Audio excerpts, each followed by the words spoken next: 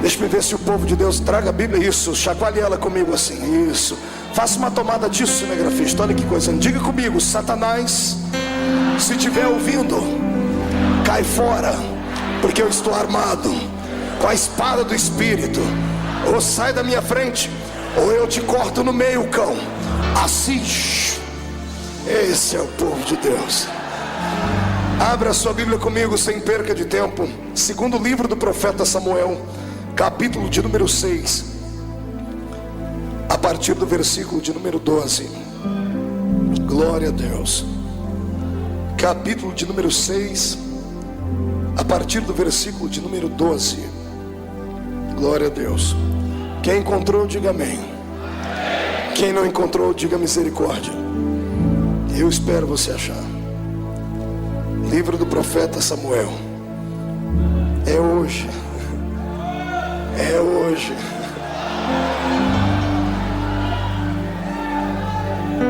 Está escrito assim: então avisaram a Davi dizendo: abençoou o Senhor a casa de Obed-edom e tudo quanto tem por amor da arca de Deus. Foi pois Davi e trouxe a arca de Deus para cima da casa de Obed-edom, à cidade de Davi, com alegria. E sucedeu que quando os que levavam a arca do Senhor tinham dado 6 passos, sacrificava ele bois e carneiros cevados. E Davi saltava com todas as suas forças diante do Senhor. E estava Davi cingido de um éfode de linho. Assim subindo, levavam Davi a todo o Israel a arca do Senhor com júbilo e ao som das trombetas.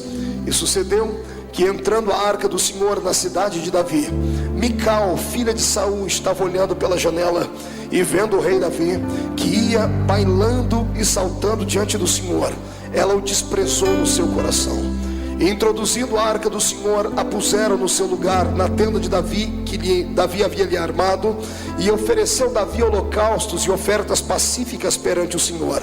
E acabando Davi de oferecer os holocaustos e ofertas pacíficas, abençoou o povo em nome do Senhor dos exércitos, e repartiu a todo o povo e a toda a multidão de Israel, desde os homens até as mulheres, a cada um bolo de pão, um bom pedaço de carne, um frasco de vinho. E então foi-se todo o povo, cada um para sua casa. E voltando Davi para abençoar a sua casa, Mical, filha de Saul, saiu a encontrar-se com Davi e disse: quão honrado foi o rei de Israel, descobrindo-se hoje aos olhos das servas dos seus servos, como sem vergonha se descobre qualquer dos vadios. Disse porém Davi a Mical: perante o Senhor, que me escolheu a mim antes do que a teu pai e a toda a sua casa, mandando-me que fosse chefe sobre todo o povo do Senhor, sobre Israel, perante o Senhor me tenho me alegrado. E ainda mais do que isto, me envelhecerei e me humilharei aos meus olhos, e das servas de quem falastes, delas serei honrado. E Mical, filha de Saul, não teve filhos até o dia da sua morte. Feche a Bíblia, coloque no banco, coloque na cadeira, pegue na mão da pessoa mais perfumada do seu lado. Isso, atravesse a faixa de Gaza, pegue na mão da pessoa que está do outro lado. E se não tiver ninguém aí tão perfumado assim, vai tendo paciência, né? Vamos orar para que o cheiro de Cristo desça sobre nós aqui hoje. Aperte a mão do seu irmão com carinho até ele falar aleluia. Pentecostal que não faz barulho está com defeito de fabricação, mas veio ao lugar certo, veio à olaria de Deus. O Senhor hoje vai te colocar em ritmo de aventura pentecostal. Feche os olhos e vamos orar. Pai das luzes, nós te glorificamos e te exaltamos. Te glorificamos porque o Senhor é eterno, o Senhor é grande. Não há nada e não há ninguém maior do que a sua presença. Estamos aqui nesta noite para honrar-te, para celebrar ao Senhor, para saltar e bailar perante o Deus que fez os céus e a terra. Eu gostaria que nesta noite, ó Pai, enquanto eu ministro a sua palavra, o seu povo se sinta na liberdade de tocar o seu coração com júbilo, com alegria. E antes que eu comece a ministrar a sua palavra, eu faço aqui os 2 pedidos que costumeiramente faço. O primeiro é esse, que ao redor da Assembleia de Deus do Bom Retiro, aqui em São Paulo, num raio de 5 quilômetros quadrados, Onde houver um demônio com espírito de pombeiro, eu dou a estes demônios 5 segundos para se mudarem da capital paulista, porque se não sumirem, serão queimados pelo poder da glória do Senhor, que vai trepidar sobre esta igreja. Eu ainda te faço, ó Deus, um segundo pedido. Se ainda tenho crédito no céu contigo como pregoeiro da sua palavra, abre a porta do seu palácio sobre esta igreja agora, e manda do céu para a terra uma comitiva angelical. Eu quero anjos da categoria dos serafins aqui, meu Pai. A palavra serafim significa aquele que arde em fogo. Portanto, eu quero 8 anjos de fogo aqui neste lugar agora, que eles comecem a esparramar brasas tiradas do seu altar, e onde houver um crente batizado com o Espírito Santo, renova ele agora.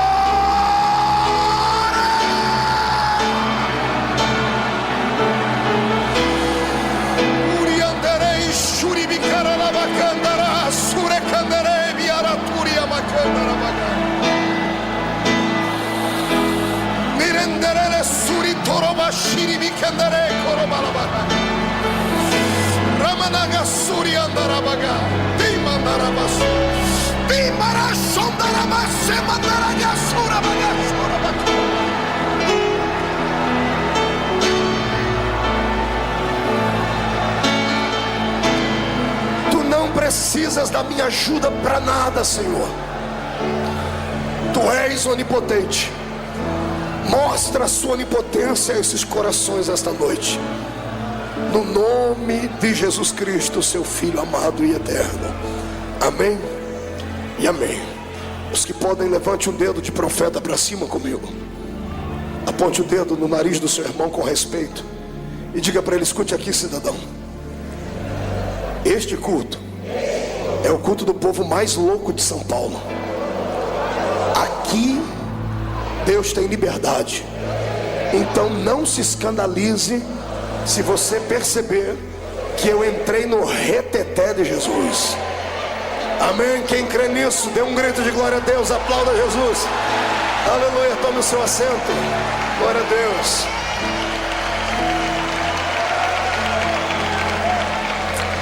Magnífico.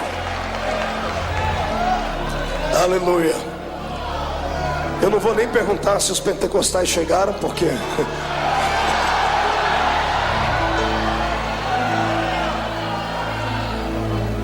eu acredito que será tanta unção nessa noite, que se o diabo ficar rondando muito perto, ele vai acabar esquecendo que é diabo, e até ele vai dar glória a Deus com a gente aqui.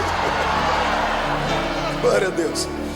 Santos, noiva do Cordeiro, amados em Cristo Jesus, simpatizantes da fé pentecostal, amigos do Evangelho, candidatos e eleitos, estamos aqui hoje diante de um texto lindo e maravilhoso, de um texto antigo, mas de um texto muito atualizado. Vamos falar hoje um pouquinho acerca da intimidade que um homem chamado Davi tinha com o seu Deus.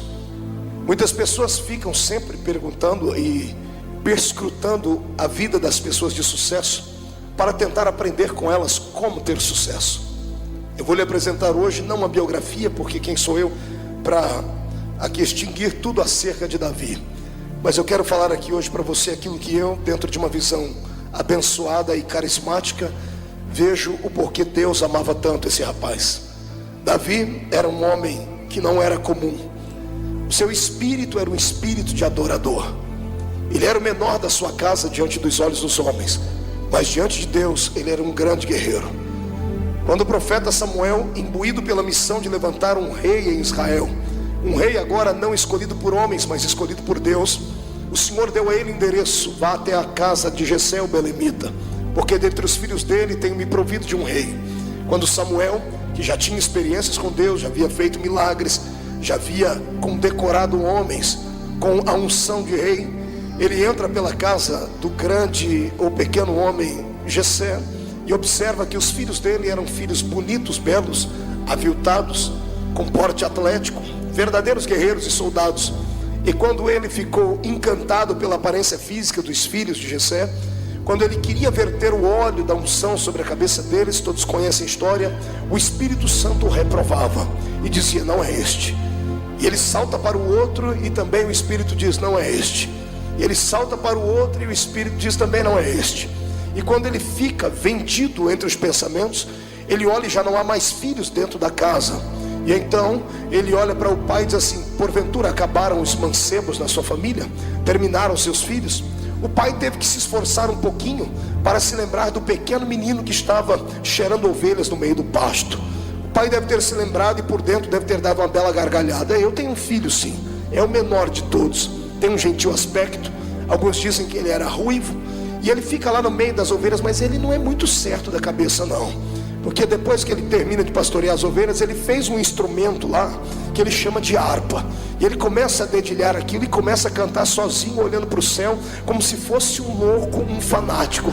Um dia eu espreitei e fui ver ele cantar, e ele cantava assim: o Senhor é o meu pastor e nada me faltará, deitar-me faz em verdes pastos e coisas assim. Ele não é muito certinho na cabeça não, é pequeno, não tem idade para reinar, não tem qualificações de soldado. E Samuel deve ter dado uma gargalhada por dentro, dizendo: poxa, eu trabalho para Deus há tanto tempo e acabei me esquecendo que o Deus que eu sirvo é um Deus de surpresas. Ele gosta de surpreender o ser humano, e mais do que isso, além de surpreender, o Deus de Israel é um Deus que gosta de desafios. Ele está disposto a desafiar a lei da naturalidade, a lei da gravidade, a lei da psique. O meu Deus é um Deus que inverte tudo para trazer um bom senso do seu poder à terra. Então, quando Jessé manda vir o seu filho, lá vem o pequeno Davi, cheirando ovelhas. E quando Samuel olha para ele, o Espírito Santo faz acelerar o coração do profeta e diz: eis aí o homem que eu escolhi, eis aí o moço que conseguiu tocar o meu coração. Davi tinha um talento a mais do que os demais homens.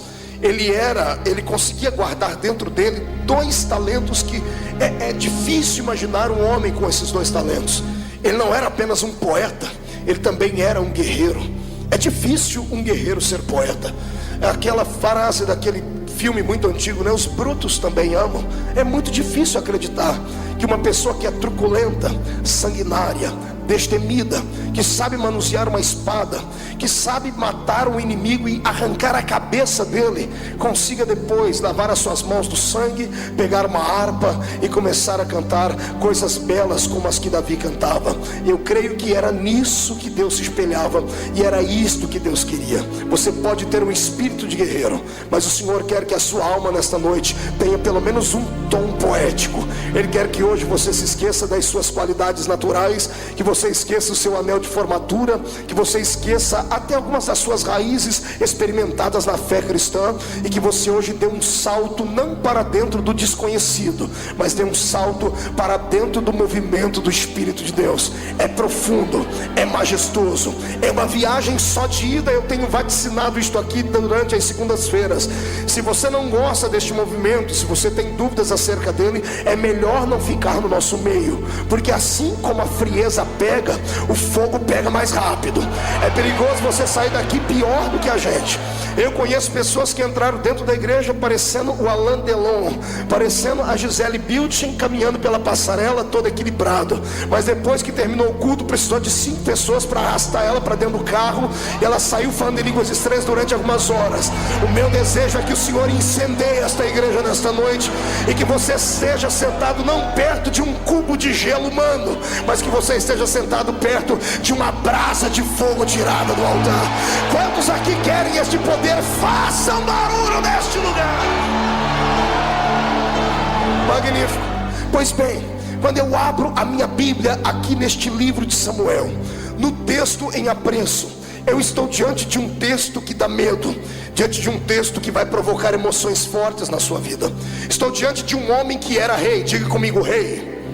Diga para o seu irmão, não era súdito. Diga, não era ralé. Diga, não era um reles mortal. Diga, não era um servo. Diga, era rei. Diga com R maiúsculo. Foi ordenado rei. Diga ao seu irmão, ordenado rei, porque o próprio Deus escolheu. Então agora prepare e aperte o cinto, porque vamos decolar aqui.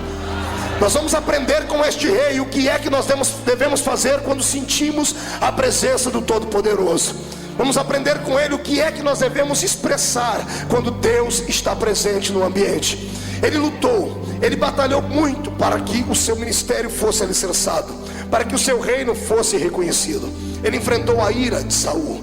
Ele enfrentou com muita maestria, com muita majestade, com muita nobreza. Ele não tocou no ungido do Senhor.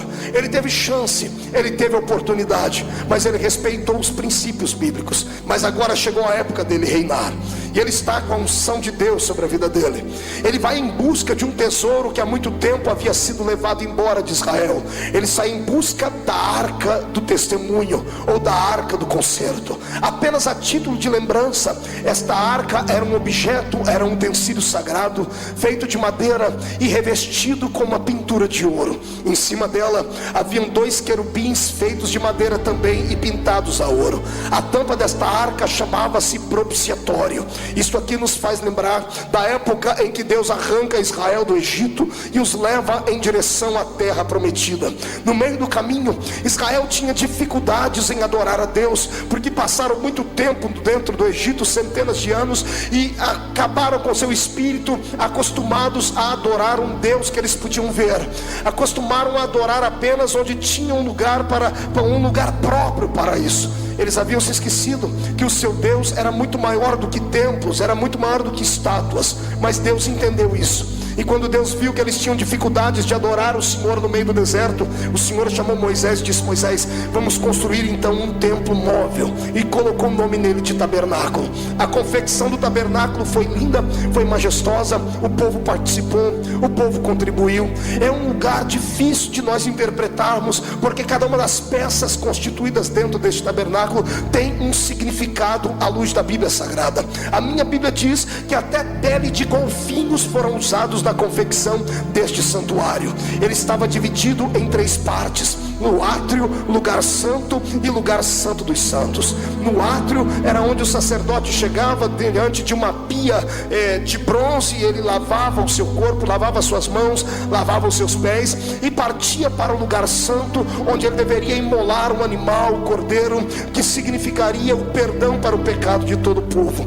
Uma vez que ele imolava este animal, ele atravessava então o véu do templo, trazendo na sua mão a marca do sangue deste cordeiro, e a sua roupa. Isso acontecia só uma vez por ano. Só uma vez por ano ele saía do lugar santo e ia ao lugar santo dos santos. Mas quando ele atravessava vestindo uma roupa de linho, de éfode de linho branco por baixo, e por cima uma túnica colorida. E nos pés da túnica, no rodapés da túnica, haviam romãs e campainhas que chacoalhavam e sibilavam conforme o sacerdote ia andando. Uma vez por ano ele atravessava aquele véu do templo, que pesava 1 tonelada, e precisava de uma junta de bois para arrastá-lo. E quando ele entrava dentro daquele lugar, a nação de Israel toda ficava do lado de fora, observando e prontos para ouvir aquilo que Deus falaria, ou para ver aquilo que Deus faria. O sacerdote entrava com esta roupa diferente, com estas campainhas rodeando a sua roupa, exatamente por um significado. Se ele entrasse dentro daquele lugar e estivesse em pecado, ou Deus não recebesse o perdão do povo, ele seria sacrificado, ele acabaria morrendo. E como é que o povo sabia que o sacerdote estava vivo ou morto? E por causa dos barulhos que faziam as campainhas, que batiam entre as campainhas e as romãs. Conforme ele caminhava, o povo em silêncio ouvia e dizia: ainda há vida dentro do Santo dos Santos. Ele entrava, atravessava o véu do santuário, trazia o sangue do cordeiro imaculado nas suas mãos. Ele ia em volta desta arca do testemunho que ficava lá dentro. E onde estavam os querubins, as 4 pontas daquela tampa chamava-se propiciatório. Ele tinha que pegar o sangue e aspergir sobre as 4 pontas daquele altar. Conforme ele banhava as 4 pontas daquela arca, melhor dizendo, daquele propiciatório, santuário, ele deixava ali a marca do sangue do animal que era puro ou tido como puro, e ele erguia suas mãos para o céu e em silêncio orava, dizendo ao seu espírito: Deus, perdoa a nação de Israel. Duas coisas poderiam acontecer. Primeira, Deus poderia não receber o sacrifício e fulminar o sacerdote. Em outro texto diz que caminhava, quando ele entrava dentro daquele santuário, uma cordinha vinha amarrada à sua cintura e ficava pelo lado de fora, porque nenhum homem comum podia entrar dentro do santuário, no Santo dos Santos. Caso ele morresse e não houvesse vida, as pessoas o arrastariam para fora e passariam um ano inteiro atormentados, atribulados, com o coração pequenino e sentindo dores. Deus ficava em cima do Santo dos Santos, sentado na nuvem chamada Shekinah.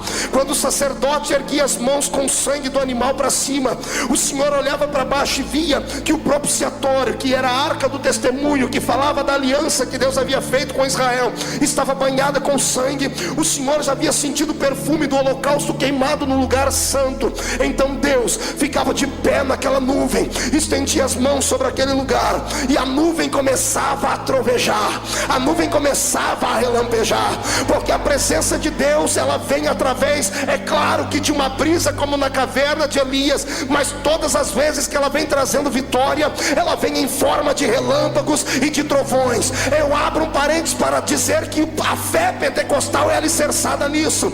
Quando temos um culto alegre e sentimos a presença de Deus, o Senhor começa a trovejar sobre nós a sua glória. O povo que estava do lado de fora, com temor, abaixavam-se e ficavam em silêncio, e quando a nuvem se levantava, o povo parava para ouvir se haveria algum barulho lá dentro, porque poderia ser que a nuvem deveria ter descido para matar o sacerdote. Então todas as pessoas atentas esticavam seu ouvido para ver se havia algum tipo de barulho. E depois que o sacerdote passava por aquela êxtase espiritual, imagine você estar dentro de um lugar fechado e a nuvem da glória de Deus descer sobre você naquele lugar. Depois que ele respirava e via que ele estava vivo, então ele começava a caminhar. Cada vez que ele dava um passo, as campainhas iam batendo naquelas romãs que estavam no pé. Cada vez que fazia um barulho, um judeu do lado de fora disse assim: eu estou ouvindo barulho. E o povo parava para ouvir. Eu também, eu estou ouvindo barulho. Mais de 2.710.000 judeus do lado de fora esperando perdão. Quando a notícia esparramava, 2.700.000 pessoas gritavam: o sacerdote está vivo, porque ouvimos o seu barulho. O sacerdote está vivo, é sinal de que o Senhor nos perdoou. O sacerdote saía cambaleando daquele lugar por causa da glória do Senhor, atravessava o lugar santo dos santos, passava pelo lugar santo, ia até o átrio, e quando chegava na porta do átrio, ele estendia as mãos ensanguentadas ainda e dizia: paz e perdão sobre Israel. A história dos judeus diz que quem estava doente era curado, quem estava triste se alegrava, e haveria um ano de prosperidade naquele lugar. Quando eu falo dessas coisas, eu traço aqui um paralelo com a minha vida e a sua. A minha Bíblia diz no livro de Apocalipse que tanto eu quanto você somos sacerdotes do Rei Jesus. Se há sacerdote aqui, eu quero convocar esses sacerdotes para ver se há barulho na vida dele. O que tem de sacerdote aí que a campainha não faz mais barulho, porque perdeu a intimidade, perdeu a comunhão, perdeu a experiência com Deus. Mas eu estou ouvindo sacerdotes que estão vivos, enquanto houver línguas estranhas nos seus lábios e brado de adoração na sua boca, Satanás vai ter que beijar a lona, porque a força desta igreja está no poder do seu Deus. Aleluia.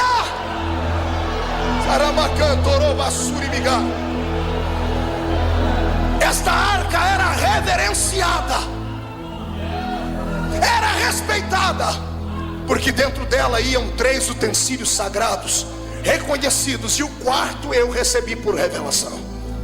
3 utensílios reconhecidos: as tábuas da lei, a vara de Arão que havia florescido e o maná. Mas o maná era colocado dentro de um pote de ouro. Quase ninguém fala sobre a explicação do pote de ouro. Quando esta arca estava dentro de Israel, trazia uma segurança para todo o povo, dizendo: se a arca está presente, o Deus da arca também está. Se o Deus da arca está presente, a lei é verdadeira. Se o Deus da arca está presente, a vara de Arão que floresceu, trazendo a simplicidade do sacerdócio é real. Se a arca está presente, o maná, que fala do alimento que sai da boca de Deus para o seu povo, também é real. Mas quando Davi cercou Israel para ser o seu rei, a minha Bíblia diz que a arca estava fora de lá. A arca havia sido roubada. Toda vez que um líder peca contra Deus, a arca pagava o preço por isso.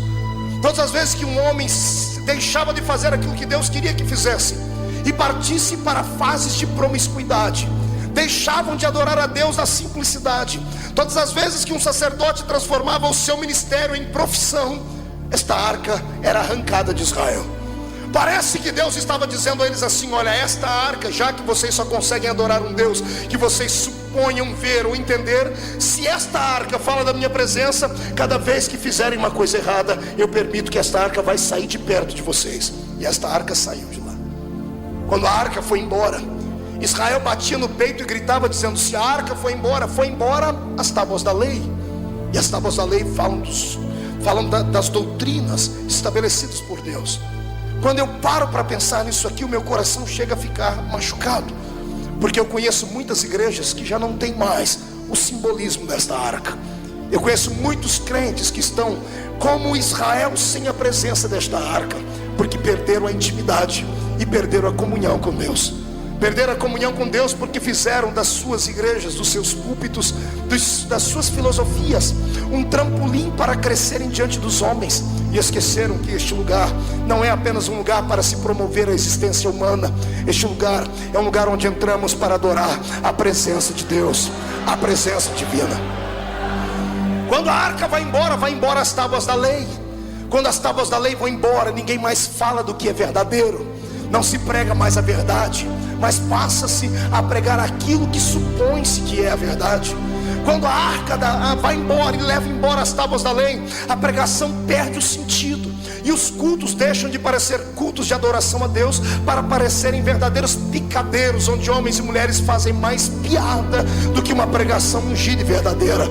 Quando as tábuas da lei vão embora, o povo perde a noção de que só podemos adorar a um Deus. E o povo começa a adorar bezerros de ouro, começam a levantar imagens, começam a levantar ídolos. Quantas igrejas que você conhece por aí que cultos já não são mais cultos, são verdadeiros shows, onde se mostra a performance humana, onde se mostra os atributos humanos, e ninguém mais repassa esta glória para Deus. Eu quero hoje vaticinar como profeta que igreja verdadeira tem que ter a arca dentro dela.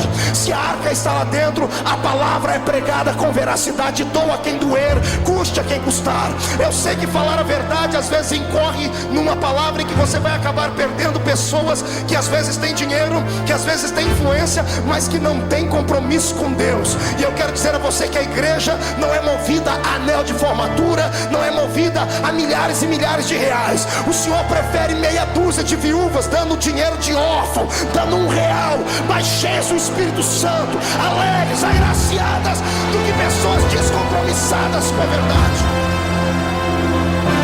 Quando a arca de Deus vai embora, o povo fica cego, deixam de adorar ao verdadeiro Deus e fazem da igreja muitas coisas que ela não é. Algumas pessoas entram na igreja e pensam que na placa lá fora está escrito assim: banco, onde você pode conseguir todas as possibilidades da sua vida. Pregam um evangelho barateado e prostituído neste planeta. Eu já vi igrejas dentro desta capital que pregam um evangelho que é vertido apenas para dinheiro. O céu deles é um céu nesta terra. Eles não conhecem a Bíblia, porque o apóstolo Pedro deixou escrito aqui que o homem que espera em Cristo só nesta vida é o mais miserável de todos os homens. Ou seja, se você serve a Deus apenas por aquilo que Ele pode te dar na terra, você é um miserável. Jesus não quer que você siga Ele por aquilo que Ele pode te dar. Ele quer que você o ama por aquilo que Ele já te deu. Ele te deu um nome escrito no céu, Ele perdoou o seu pecado, Ele trouxe existência dentro da sua vida.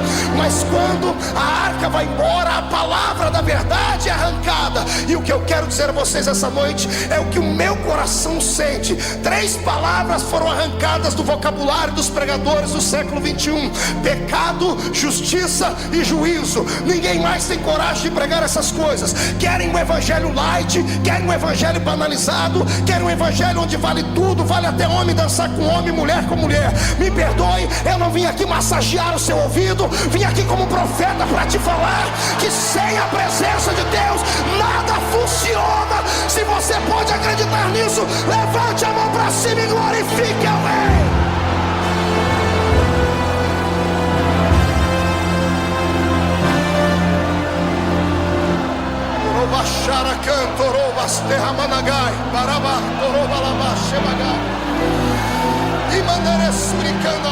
Levante as tuas mãos, Deus. Se o Senhor está nesta mensagem, quer que eu continue ela, porque é pesada, meu Pai. Eu preciso sentir a sua presença aqui.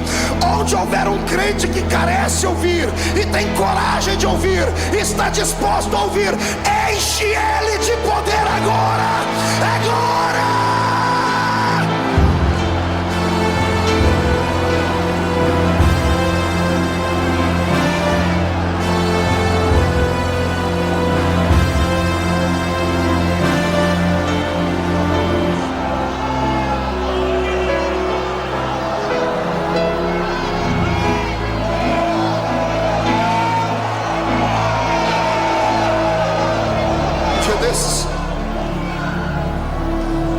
Eu me sentei com algumas pessoas importantes, alguns obreiros que são muito conhecidos nesse país, e eles disseram assim: Marco, você tem 31 anos de idade, o Senhor te colocou num lugar de destaque nessa nação, você tem um mundo aberto para você.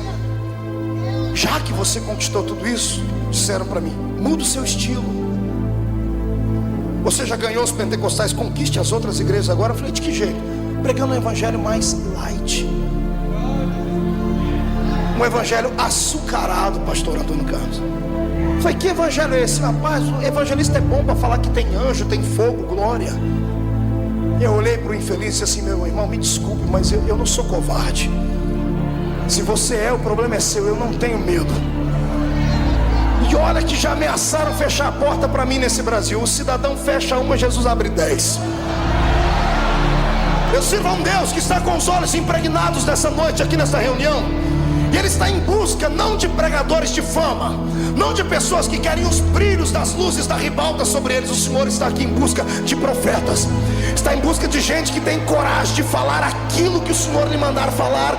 Doa a quem doer, custe o que custar, porque ao final de contas o meu Deus não é frouxo. O meu Deus é um Deus que é macho.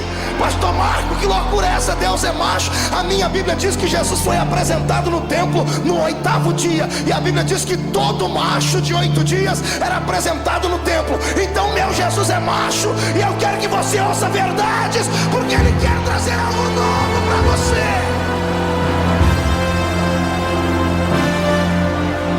Quando vai embora a arca, vai embora as tábuas da lei. Junto com as tábuas da lei, vai embora a vara de Arão que floresceu, que fala da simplicidade da fé. Hoje a situação é tão melindrosa que nós temos os grupos dentro da igreja. Nós temos a igreja para elite, temos a igreja para classe média, temos a igreja para ralé. Em alguns grupos, alguns não podem entrar, são clãs fechados. Eu não consigo enxergar isso na Bíblia Sagrada. A minha Bíblia diz que todos eram um em Cristo. Talvez seja por isso que o Espírito Santo tem dificuldade de operar numa igreja como a nossa. Você já percebeu? Um dali sente a presença, de lá não. Um dali falta virar cambalhota, o outro está com o nariz comprido, feio, parecendo que foi batizado num pó de vinagre.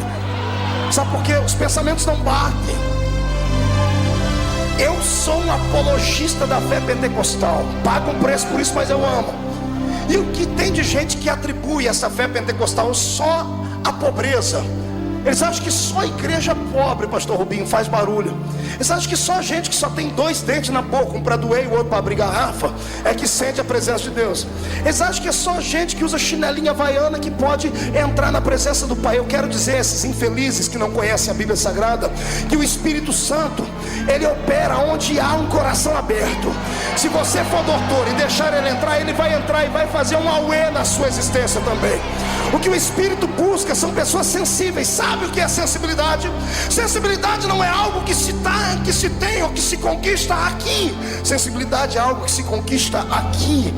O Senhor quer hoje tomar o seu coração na mão dele, porque Ele quer devolver para você a glória que te foi levada, a glória que te foi roubada, a glória que te foi vilipendiada. O Senhor quer devolver à igreja os talentos do passado.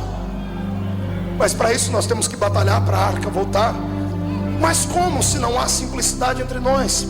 Se a nossa fé está sendo vituperada, se a nossa fé tem sido de certa forma banalizada, como nós podemos amar a Cristo sabendo que nós fazemos uma distinção entre homens e homens dentro da igreja, entre irmãos e irmãos? Eu já vi isso, cansei de ver isso. Chega uma pessoa para cumprimentar um pastor, ou um grande pregador, ou um cantor. Enquanto a pessoa não se identifica, é aquela paz do Senhor fria e morna. Quando a pessoa diz: olha, eu sou doutor, fala, muda a história. Só dá falta dobrar o joelho para a pessoa e dizer assim: olha, você é um rei. O que eu quero que você entenda é isto: o meu Cristo não faz acepção de pessoas. Ele não vê diferença na vestimenta, ele não vê diferença no intelecto. Para ele pouco importa se você é rico, se é poliglota, se é escritor, se é fazendeiro, se é um grande empresário. Para ele pouco importa se você desceu aqui no heliporto com seu helicóptero, ou se você entrou aqui usando um skate ou veio de chinela havaiana. Deus não olha para a sua aparência. Na questão do espírito, ele olha por dentro. Ele vê dentro de você o que é que tem, o que é que atrai a presença dele. Quando eu olho para essa história, eu vejo Davi em busca desta arca, que além de levar embora as tábuas da lei, além de levar embora a vara de Arão que havia florescido, além de levar embora o maná, que simbolizava uma palavra revelada, a dependência de Deus. Quando eu olho para o maná, eu me emociono, porque o povo estava no deserto com fome. Não tinha padaria suficiente para dar pão a eles, não tinha uma cozinha suficiente para fazer comida a eles. Então eles dependiam de Deus para comer, eles dependiam de Deus para sobreviver. E quando eles diziam: Deus, estamos com fome, o Senhor pegava os anjos do céu e assava maná e mandava na mesa deles. Por que é que o maná foi guardado dentro da arca? Porque fala de uma época em que o povo era dependente de Deus. Olha para o seu irmão e diga: dependência. Não grite no ouvido dele, diga: dependência. Não estou satisfeito, levante a mão direita para cima, agarre o ombro da pessoa do seu lado, tira ela do lugar até ela ficar irritada, chacoalha ela, diga para ela: dependência, entendeu?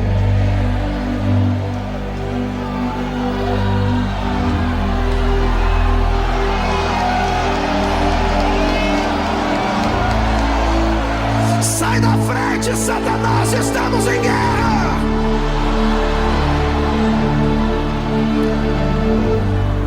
O meu Deus sentia saudades do seu Israel, que ficava não esmolando, mas dizia: papai, manda comida para mim. Se tem uma coisa que Deus ama e Ele é apaixonado, é por alguém que depende dele para alguma coisa, tá entendendo?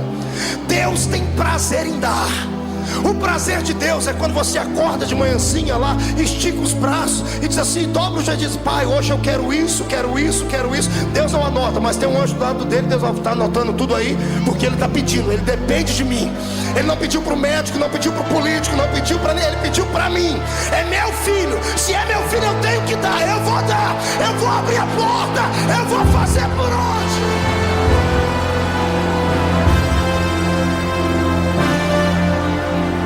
Quando a arca vai embora a dependência. Tiramos a dependência da vertical, colocamos a dependência na horizontal. O que a igreja tem apanhado nesses últimos anos, porque ela colocou na cabeça que precisa de homens, que precisa de ricos, que precisa de influência, que precisa de mídia, que precisa de políticos, que precisa disso, que precisa daquilo. Ei! A dependência da igreja é o Senhor. Se você voltar a depender de Deus como você dependia no começo da sua fé, a sua vida vai dar um giro de 180 graus. Ah, pastor, mas eu prefiro confiar nos guardas. A minha Bíblia diz que em vão vigia o atalaia, se o Senhor não guardar a casa. Eu profetizo que quando você sair daqui hoje, não sairá mais sozinho, nem acreditando na força do seu poder, não vai confiar mais em carros e em cavalos.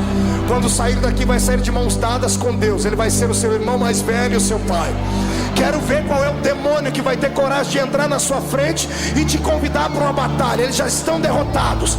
A partir de hoje o Senhor vai anotar o seu nome, o seu endereço, o número do seu sapato, quantos fios de cabelo você tem na cabeça. Ele vai traçar o plano do seu DNA e Ele vai dar a você aquilo que você carece e necessita, desde que você dê a Ele aquilo que Ele também carece e necessita. Pastor Marco, Deus tem carência de alguma coisa? Tem. Qual é a carência de Deus? Deus é um ser que precisa ser adorado. Deus é um ser que precisa ser reverenciado. Quer tocar Deus? Não precisa jejuar 30, 40, 50 dias. Quer tocar Deus? O meu Deus não é igual a sua apodrecida, ou desculpe, a sua parecida, meu amigo, que para você agradá-la tem que colocar uma cruz nos ombros e caminhar 1 milhão de quilômetros. Não, para agradar a Deus você não precisa de sangue de galinha preta, de urucubaca, de trevo de 4 folhas, de milho debaixo do joelho. Para adorar a Deus você precisa apenas ter coragem de ficar de pé num culto como esse e dar um grito de glória para adorá-lo.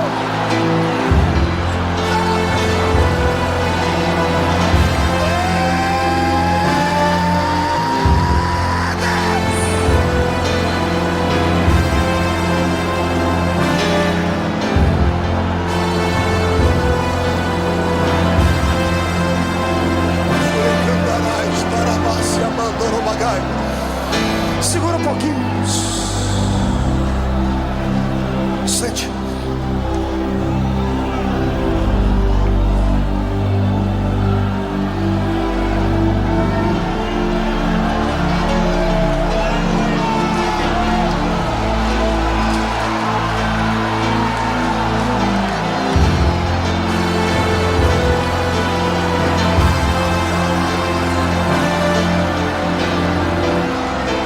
Não se assuste não, é a unção que estava em Davi, está descendo aqui. Sai da frente, Satanás, queremos adorar.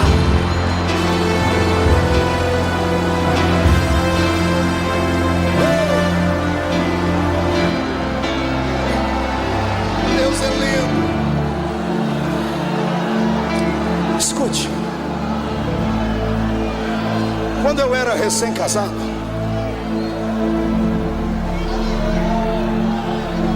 quando a minha primeira filha nasceu, Karen, nós morávamos numa casinha muito pequena. E eu era jovem obreiro do Senhor. E a minha casa era pequena, tinha um quarto, uma sala e uma cozinha. Eu era jovem obreiro, dedicado. Então eu sentava lá na minha sala e passava o dia estudando a Bíblia, procurando recursos e subsídios para poder pregar. Minha esposa ficava na área de serviço, que era a cozinha e a varanda, lá onde ela lavava roupa e fazia as coisas. E Karen dormia no quarto, então eu ficava no meio. De 5 em 5 minutos a minha mulher passava por mim assim, por trás, ia lá no quarto, fazia alguma coisa e voltava. Ela fez uma vez, tudo bem, 2, 3, depois da 4ª vez eu já fiquei irritado, porque tirava toda a minha atenção, não conseguia estudar. E eu já estava para perguntar a ela o que é que ela ia fazer lá dentro, mas eu fiquei quieto. Porque Paulo diz que é para a gente entender as mulheres, né, irmão? Porque mulher é diferente. É sério. Chega na hora de sair para o trabalho, chega na hora de sair para uma festa, você já trocou, já está pronto, faz 5 horas. Você só escuta grito lá dentro do quarto. Você entra lá dentro, ela está olhando para o guarda-roupa, tem 100 vestidos, mas ela não está vendo nada. Ela diz, não tem nada para vestir hoje. Então tem que entender, né? Paulo diz para entender as mulheres. Daqui a pouco eu estou lá estudando, eu já estava quase passando as nuvens, né? Estudando, a minha filhinha deu um grito dentro do quarto, irmão, aprontou um berreiro. Ué! Aquele negócio de desespero, pentecostal desde o berço. Deu aquele grito. Quando ela deu aquele grito, eu olhei para cá e fez outro barulho de cá, eu olhei, só vi uma vassoura voando por cima. E a minha mulher, ela parecia um super-homem. Uma Mulher Maravilha, melhor, né?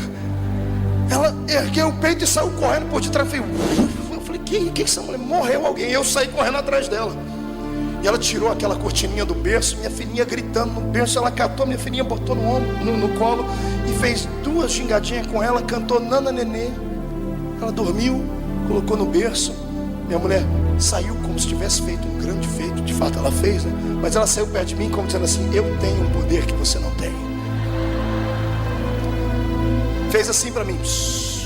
E eu saí, sentei lá e estou estudando. E eu dizendo: Deus, o Senhor não me dá nenhuma mensagem para pregar. O Senhor falou: filho, eu já te dei a mensagem. Não deu, Senhor, eu estou procurando. Ei, eu trabalho não com forma, eu trabalho com formas. Você não viu o que aconteceu com a sua esposa? Eu falei: vi, então, está ali. A mensagem da noite é aquela. Eu falei: qual?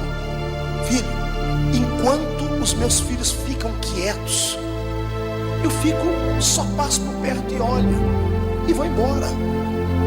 Agora, quando eles resolvem gritar, eu paro o que estou fazendo e cato eles no meu colo, seguro eles aqui, ó. Está entendendo isso? Você entendeu isso? Quer chamar a atenção de Deus hoje? Então dá um grito aí pro inferno inteiro ser abalado,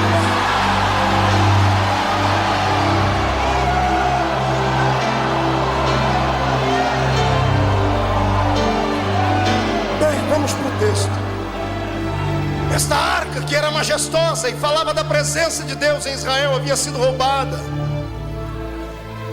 Anos a fio longe de Israel. E Davi, quando foi entronizado como rei, teve coragem de ir até onde esta arca estava e trazê-la de volta para Israel. E ele conseguiu, depois de uma grande batalha, ele trouxe a arca para Israel. Só que no meio do caminho, lá não devia ter telefone celular, né? Mas tinha outra coisa, chamava molecular, né? Tinha um moleque que saía correndo para contar as coisas. Era o que levava o correio. Davi disse: avisa Mical que eu consegui a arca e eu estou voltando para casa. O moleque vai correndo. Daqui a pouco ele recebe outra notícia de Mical e ele volta. Davi, a rainha mandou dizer que ela vai preparar uma festa de pompa, uma festa de gala, uma festa digna de um grande rei. Tá aí ela falou, ela deu as coordenadas. Aqui, o senhor tem que vestir a roupa de rei, colocar a sua coroa, preparar os seus guerreiros aí, todos eles têm que estar limpos, perfumados, todos eles bem vestidos. Os portas-bandeiras vão na frente, alguns vão segurando a arca, vão assim, tudo bem formado, tudo bem, porque ela está convidando generais de todo Israel para assistir essa festividade solene. Imagino Davi dizendo: eu não sou bom com esse negócio, eu sou da roça. Mas ela é filha de príncipe, filha de rei, princesa, tem cheio desses negócios de não me toques. Davi recebeu a ordem e ele colocou a roupa de rei, colocou a coroa. Seus cavaleiros estavam todos belos. Pela primeira vez na vida tomaram banho, os abençoados. Depois você lê lá sobre a caverna de Adulão, você vai ver quem eram os guerreiros dele. Então ele entrando dentro de Israel, porta-bandeira segurando a bandeira lá em cima, a arca vai na frente. Quando a arca passa pelos portões de Jerusalém, o rei que estava em cima da arca, lá dentro as pessoas vestindo roupas brancas, com folhinhas na mão, abanando. Um grupo bem bonitinho cantando uma música dos anos 50, dos Beatles. Estão num canto ali cantando alguma coisa. Tá todo mundo ali, a rainha está em cima da sacada da janela, olhando, dizendo assim: que lindo, ficou tudo perfeito. A festa vai ficar na memória, vai sair nas manchetes dos jornais. A festa mais organizada do Oriente. Quando Davi passa pela fortaleza de Jerusalém e ele olha para aquela arca, ele tira o olhar da arca e olha para o povo. E quando ele olha para o povo, ele sente o que Deus sentia. Ele vê que aquele povo precisava não de um rei, não precisavam de glamour nem de festa, eles precisavam da presença de Deus.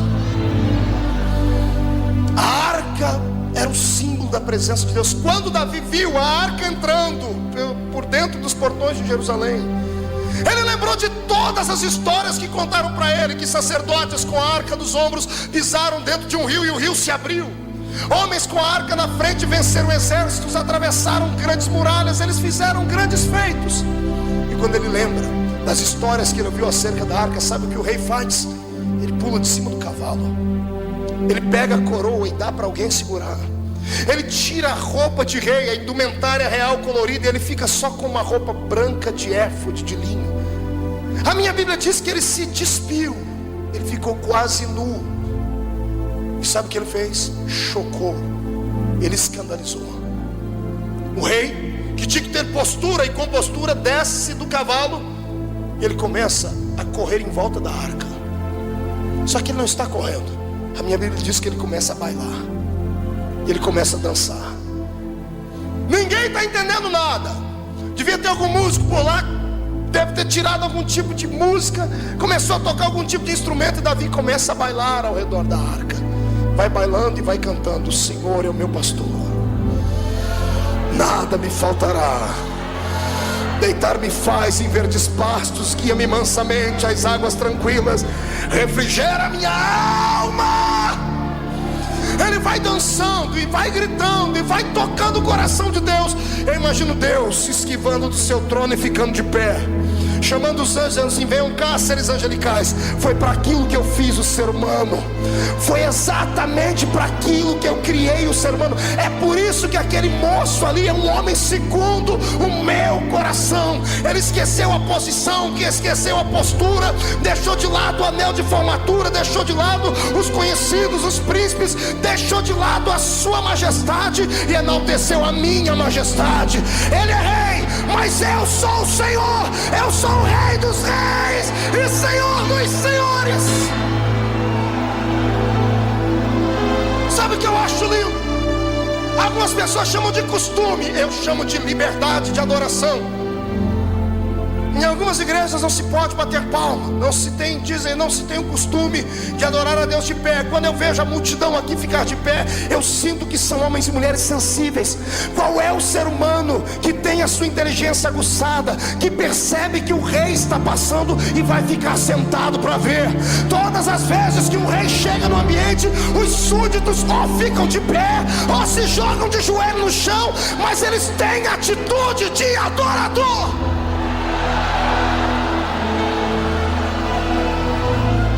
Brasileiro precisa aprender a adorar. E vou mais longe, o assembleiano precisa aprender a adorar. Precisamos aprender a dar a Deus aquilo que pertence a Ele. Não tem nada a ver com costume, tem a ver com necessidade da alma. Eu não salto e não grito porque quero. Você não acha que quando eu vejo as minhas fitas, raras vezes que vejo, eu não fico morrendo de vergonha dos golpes de Kung Fu que eu dou quando eu estou pregando? Você não acha? Ei, eu tenho brilho no rosto. Quando eu vejo esses gritos que a minha goela chega até a balançar assim, você acha que eu não sinto vergonha? Mas aqui no momento, neste momento, eu estou tendo uma experiência transcendental. Eu tenho alguém do meu lado que é maestro de coral desde que a eternidade foi criada. Eu tenho alguém dentro de mim que sabe o que toca o coração de Deus. E se Deus quer que você o adore, por gentileza, não leve para casa a adoração. Eu te convido a fazer um teste. Isso, eu sei que você tem vergonha, você não tem coragem. Eu te convido hoje a soltar o esqueleto na presença de Deus. Eu te convido, faz um teste. Joga o paletó de lado, esquece a gravata só por um momento e deixa o Espírito pegar na sua mão e vamos dançar para Deus. Vamos celebrar, vamos adorar.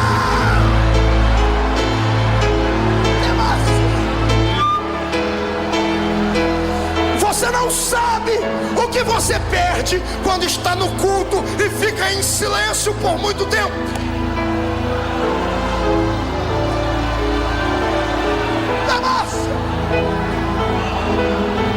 Ei, olhe para cá. Não estou dizendo que o culto não tem que ser racional. Sim, tem que ser racional. Tem que ter equilíbrio, tem que ter ética. Mas o equilíbrio e a ética do Espírito são diferentes da nossa. Está entendendo? É uma questão de sobrevivência. A própria ciência diz que a pessoa que é mais alegre, que é extrovertida e expansiva, ela vive melhor. A ciência também prova que pessoas introvertidas, fechadas, acabrunhadas, com o coração endurecido, de personalidade muito forte, se criar um câncer dentro dela, o câncer tem mais facilidade de corroer as demais células por causa do estado de espírito dela. Pentecoste não é uma doutrina de loucos. Pentecoste é um bálsamo de Gileade para o espírito. Está entendendo isso? Uma vez eu preguei na África e eu participei de um culto inesquecível. Haviam mais de 3.000 pessoas sentadas no chão, não tinha teto. O muro da igreja era caindo aos pedaços e o povo sentado no chão batido de terra. O pastor conseguiu organizar um evento muito lindo. Ele conseguiu um microfone que era ligado numa bateria de carro, numa caixinha de som que era ligado numa bateria de carro. Era lindo, eu falava aleluia e o povo entendia glória a Deus lá atrás. A metade da pregação, pastor Antônio, o povo falava em línguas, porque achava que eu estava falando em línguas, mas não é, misturava tudo. Era uma benção. Só que eu me recordo muito bem que ele pediu para que se levantasse um coral de mulheres para cantar. Isso foi em Viana, em Angola. Levantou um grupo de 500 mulheres. Não tinham um instrumento como esses. Deu a irmãzinha na frente, ela era maestra, maestrina, né? Chamou todo mundo e disse assim, separou as vozes. E ela pegou um ritmo na palma da mão. E os 2 primeiros bancos acompanhavam com as palmas. Os 2 bancos para trás, as 2 outras fileiras, acompanhavam no mesmo ritmo, mas com os pés. Elas batiam os pés e as mãos.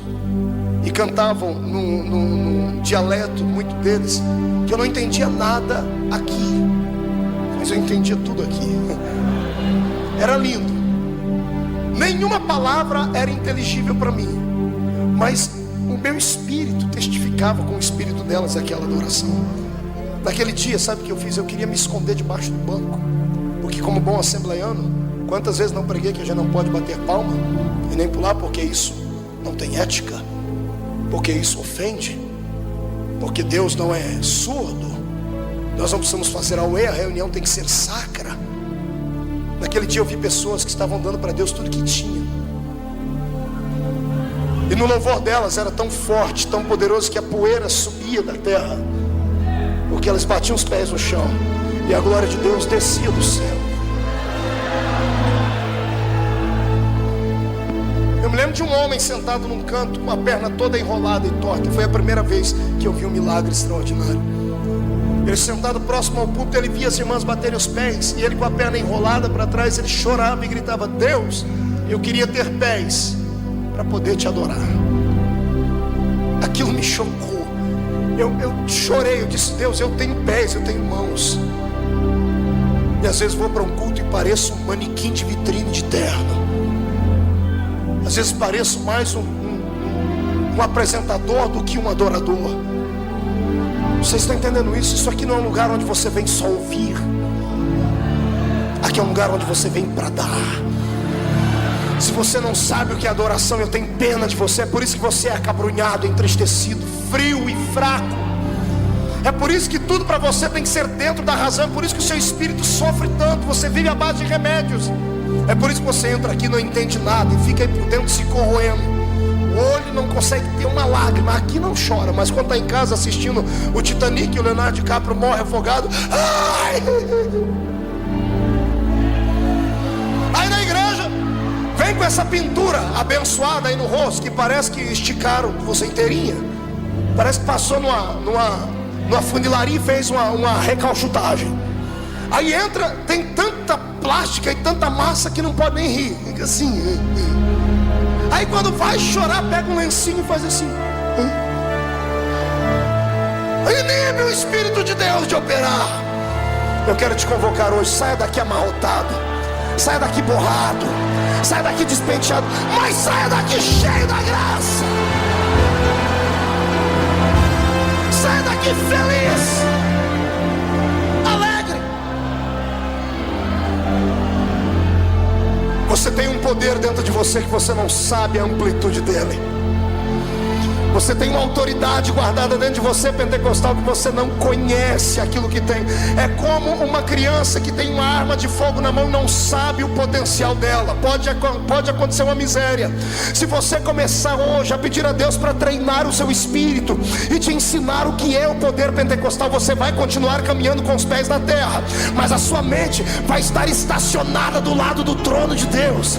Você vai começar a ver aquilo que os olhos não viram, a sentir aquilo que o coração não sentiu. Eu quero te convidar hoje para você deixar de ser natural. Satanás vai ter que beijar a lona, porque isso não é mérito da terra, é um dom que veio do céu e você tem ele. Então libera.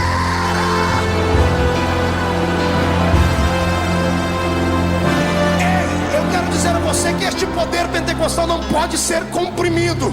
não pode ficar ajustado a questões naturais. O Espírito Santo não está sujeito a homens. Ele é Deus, na sua totalidade Ele é Deus. Se o homem acreditar, ele continua sendo Deus. Se não acreditar, Ele ainda é Deus. E quando Ele resolve soprar, e é o que está acontecendo aqui nas segundas-feiras, o Espírito resolveu soprar, e eu quero ver quem é que vai fazer o vento dele voltar para trás.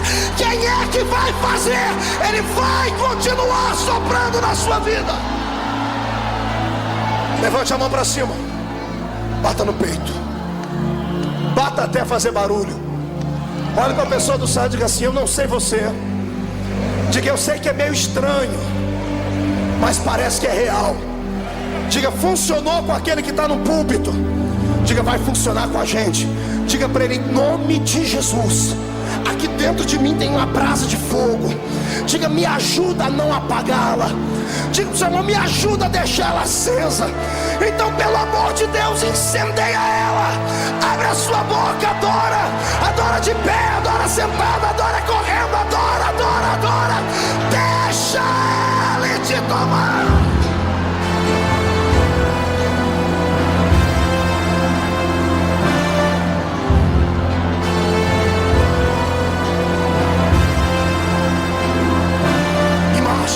Três turico baragai, trumanderenes turi karabashe degesimahai, ibnendoro basuri tramanara da tergi marashuri bikaragai. Deus de Israel, enche esse lugar agora, meu Pai.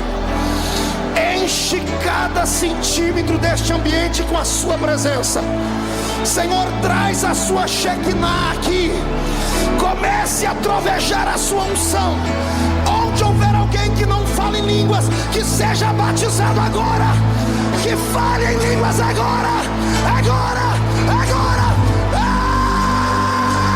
agora.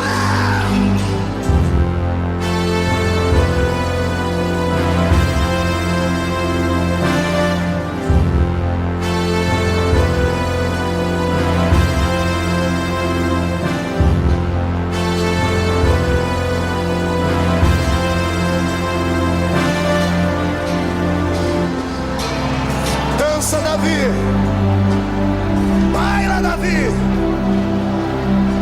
A arca está voltando, adore a dele. Sente mais um pouquinho, vou terminar.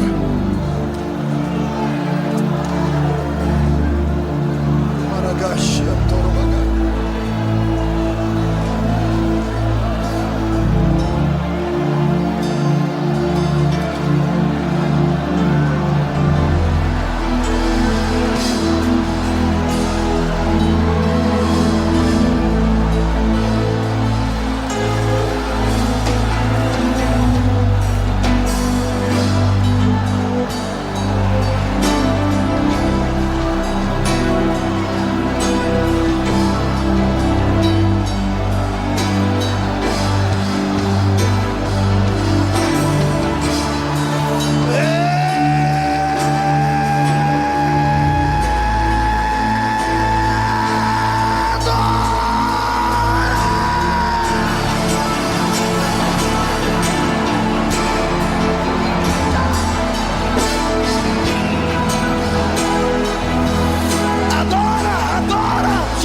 Enche esse lugar, enche, enche, enche, enche, enche.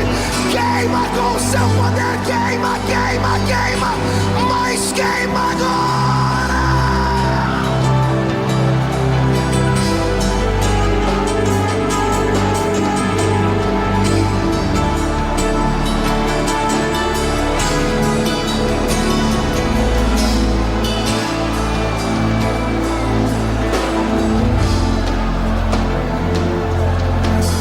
Segura um pouquinho e olhe para cá. E quando alguém te acusar de emocionalismo barato,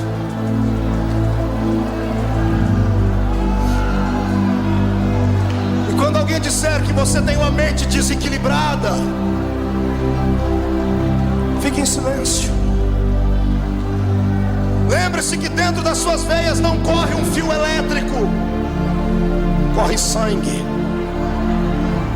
Você não tem uma bateria aqui do lado esquerdo, você tem um coração. E se for de pedra, a minha Bíblia diz que o Senhor vai arrancá-lo e vai te dar um coração de carne.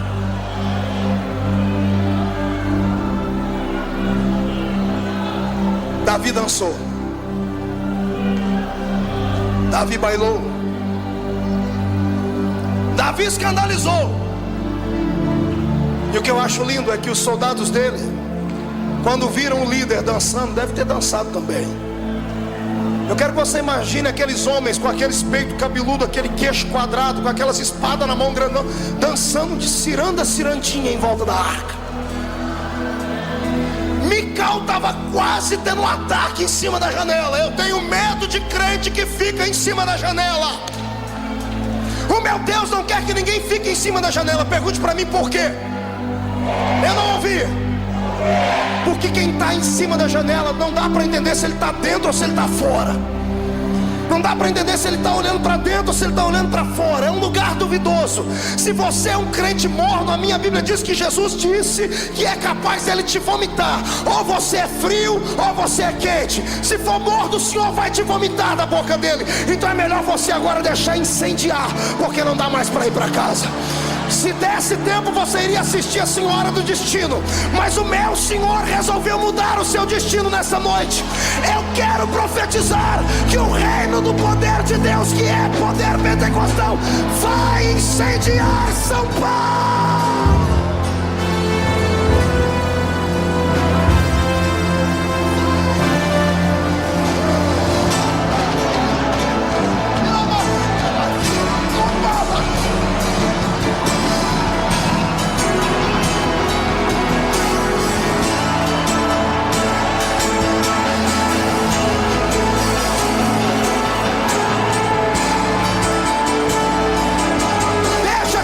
De louco, deixa de chamar quadrado. Eu quero é que você adore a Deus. Adora.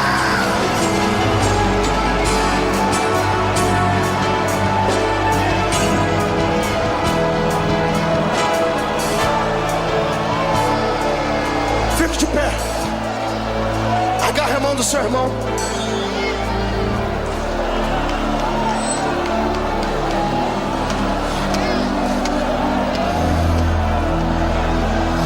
Estou sentindo cheiro de batismo com o Espírito Santo aqui. Não me pergunto o que é isso. Isso aqui é coisa minha de Jesus. Apenas creia. Estou ouvindo barulho de portas se abrindo.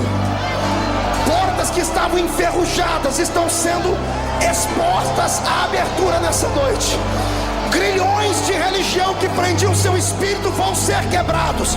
Eu quero que a sua alma toque o coração de Deus. Deixa Deus te usar. Deixa.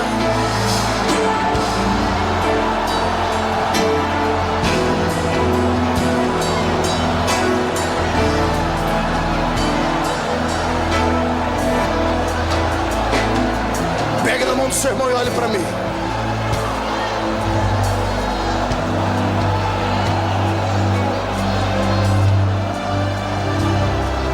O preço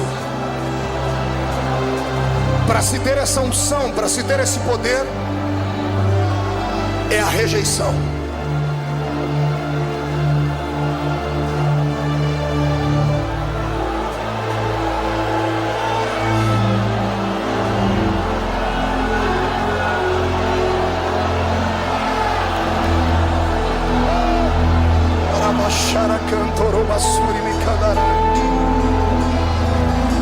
Olhe para cá. Aperte a mão do irmão e segure. Olhe para mim. O preço desta comunhão, o preço deste louvor, é exatamente a rejeição. Por que é que os homens rejeitam este movimento? Não rejeitam porque querem, rejeitam porque estão sem saber, sem tomar conhecimento, a serviço do próprio diabo. O único que não suporta este tipo de louvor é Satanás. O diabo sabe que nas danças, que no louvor, que nas músicas há poder. Quem já foi em terreiro de macumba sabe o que eu estou falando. Lá não tem silêncio, não tem trégua. No terreiro de macumba não tem bandeira branca para Deus. Eles dançam, eles bailam, fazem barulho, urram. E por que aqui na igreja nós temos que esfriar?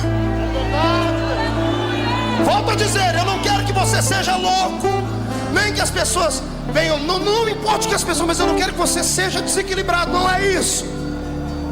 Eu quero que você tenha mais liberdade para adorar a Deus. E fazer igual o irmãozinho da roça, que o irmão Eliseu Gomes, que é meu amigo, mora nos Estados Unidos, cantou um dia numa das suas modas de viola. Conhece a história do Bento? Bento morava na roça, ia na igreja, e ele chegava na igreja, fazia muito barulho, era muito alegre, andava de sapato furado.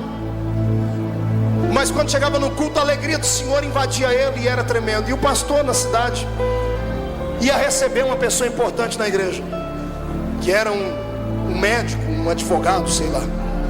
E o pastor lembrou do Bento, ele disse: o Bento vai escandalizar o médico, o doutor. Foi na casa do Bento antes, sentou com ele e disse: Bento, ô pastor, o senhor aqui, que alegria. E já começou a dar aqueles pipocos de glória. E o pastor disse: Bento, eu vim conversar com você. O que foi, pastor? Eu queria que você não gritasse no culto de domingo. Pastor, mas é a única coisa boa que eu faço. Bento, não faz. Mas por quê? Vai ter um médico lá, um advogado. É uma pessoa muito culta, ele pode se assustar e nunca mais voltar, e nós precisamos ganhar a alma dele. Mas pastor, Bento, a gente faz um negócio. O pastor olhou para o pé dele, um sapato furado, e disse assim: olha, eu te dou uma botina, te dou um par de botina sola de pneu novinha. Se você ficar até o fim do culto em silêncio, sem dar os seus gritos, eu te dou a botina. Combinado? Pastor, eu quero uma botina. Então, combinado? Combinado. Foi para o culto. O doutor chegou, e chegou também os crentes alegres. E o pastor pregou uma mensagem até light, mas o espírito dentro era alegre demais. Quando o pastor dava aquelas mensagens, aqueles jargões de fé, o Bento ia gritar, ele lembrava da botina, ele segurava no banco. Outra pessoa ia cantar, o pastor olhava para o Bento. Quando o Bento ia gritar, o pastor apontava para o pé e dizia: botina, botina. Quando faltou 10 minutos para acabar o culto, as favas com botina. Bento deu um pulo para cima, deu um grito e disse: glória a Deus, com botina ou sem botina? Glória a Deus! Eu quero saber quantas pessoas aqui gostariam de ser adoradores maiores do que são. Gostariam de saber tocar e cantar as melodias nas notas musicais que os anjos cantam. Gente que gostaria de poder tocar a Deus com danças, com saltos, com alaridos, com gritos. Gente que nessa noite está disposto a tudo, até a ser chamado de louco, de desequilibrado, de fanático. Gente que quer adorar o seu Deus porque acredita que a arca está voltando para sua casa, para sua família, está voltando para sua igreja. Eu profetizo que algumas labaredas vão sair daqui hoje e vão incendiar a igreja deles. A partir desta noite haverá uma remoção de todo o entulho que há lá, e o Senhor vai derramar uma unção de projetos de glória naquele lugar. Se eu tenho aqui gente que quer ser mais adorador do que é, sai do seu lugar e venha ficar em pé aqui perto de mim nesse lugar. Eita Deus,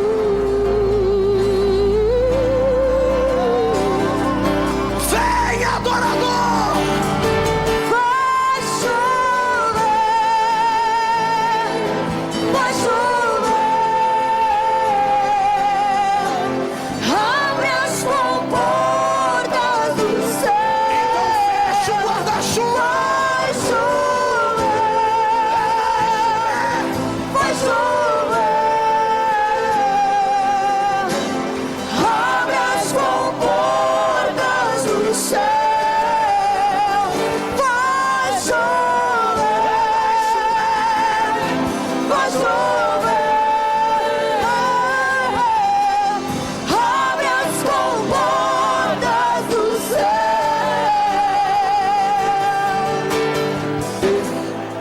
Do seu irmão, pegue no braço da sua irmã. Não é na mão, é no braço mesmo.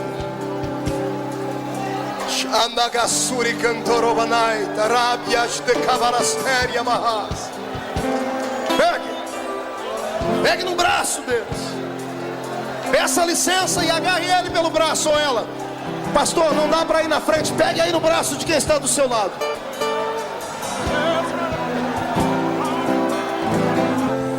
Eu disse a Jesus que eu gostaria que nessa noite acontecesse aqui nessa igreja,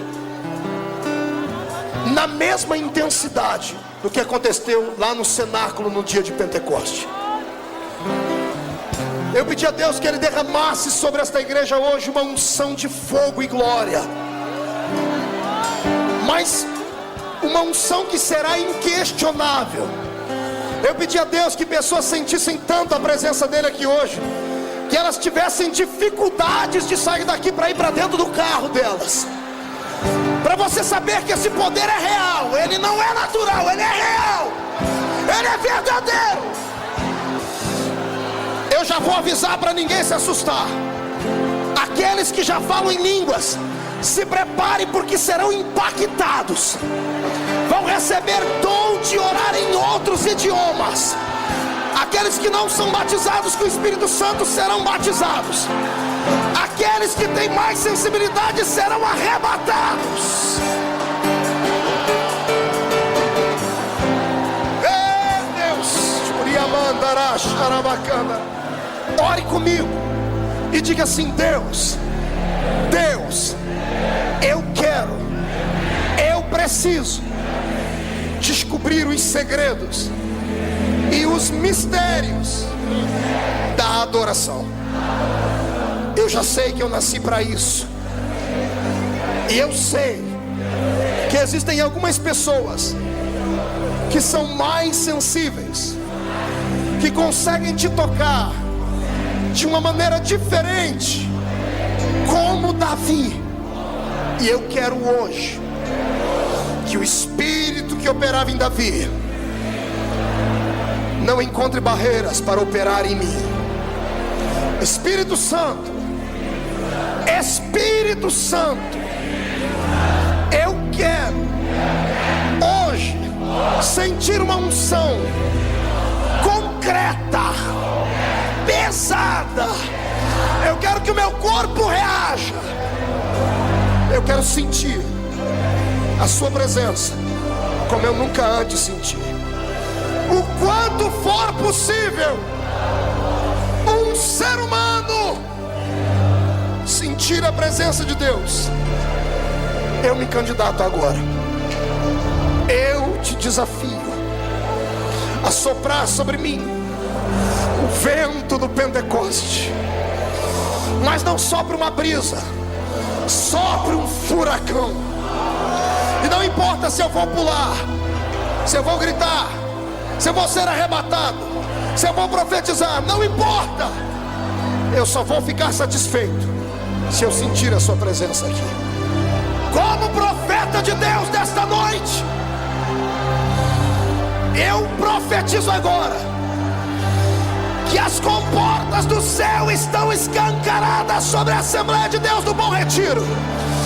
E onde houver um crente que deseja que ele receba poder até ficar embriagado, agora,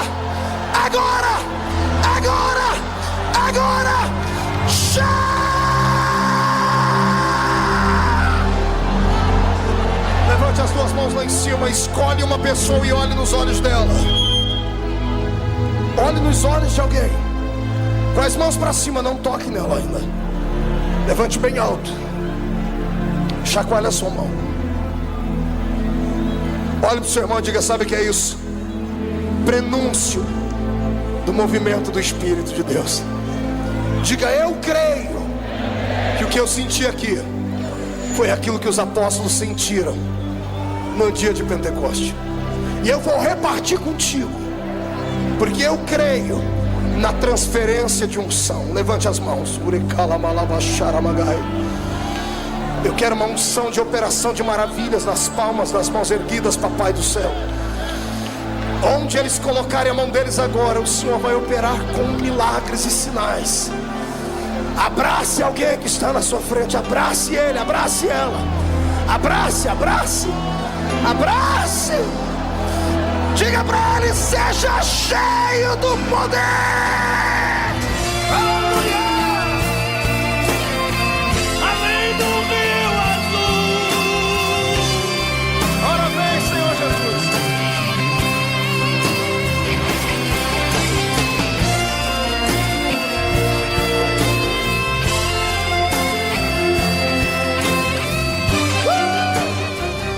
Jesus vai te batizar com o Espírito Santo antes de chegar em casa. 1,5. A arca está voltando para dentro da sua família. 2. A sua igreja será renovada como nunca antes. 2,5. São Paulo vai fumegar. 3. Joga no chão, pisa em cima. Nunca mais, Nunca mais. morte, choro, tristeza e dor. Nunca mais, Nunca mais. nunca mais, Nunca mais. morte, choro, tristeza e dor. Nunca mais, nunca mais.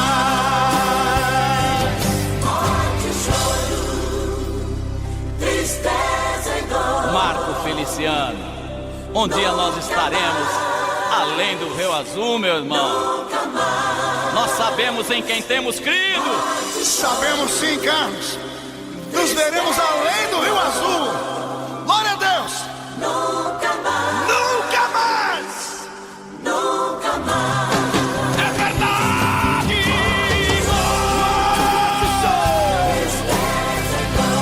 Tristeza e dor. Nunca mais,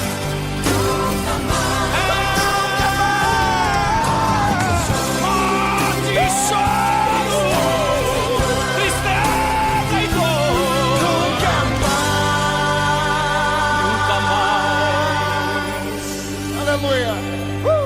Além do Rio Azul.